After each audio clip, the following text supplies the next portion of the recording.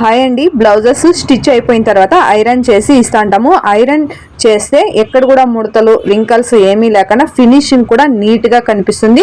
అందుకే ఐరన్ చేసి ఇస్తా అంటాము. ఇలా ఐరన్ చేసేటప్పుడు చిన్న చిన్న ప్రాబ్లమ్స్ అనేది అవుతుంటాయి, అవి చూసుకొని చేయాలి. పెద్ద ప్రాబ్లమే అయిపోతుంది. ఫస్ట్ నాది ఐరన్ బాక్స్ ఉండింది, అది బాగా యూజ్ఫుల్ అయింది. ఒక 7 ఏండ్లు అనేది బాగా యూజ్ వచ్చింది. షాప్ ఓపెన్ చేసిన కొత్తలో నేను తీసుకోంటే ఐరన్ బాక్స్, అది వైర్ అనేది కొంచెం ప్రాబ్లం అయ్యి రిపేర్ చేపిస్తుంది. రిపేర్ చేపించిన తర్వాత అడ్జస్ట్మెంట్ ఉంటుంది కదా ఐరన్ బాక్స్ లో, ఆ అడ్జస్ట్మెంట్ అనేది సాల్వ్ అయ్యలేదు. నేను తెచ్చి ఐరన్ చేసేకి వెళ్తే బ్లౌజ్ లో క్రాస్ పట్టి అనేది దగ్గర ఫస్ట్ స్టార్టింగ్ నేను లైనింగ్ లోపల ఇంకా చేస్తాను, అలాగే క్రాస్ పట్టి మీద చేసి అది ఈట్ ఎక్కువైపోయి బ్లౌజ్ అనేది డ్యామేజ్ అయిపోయింది.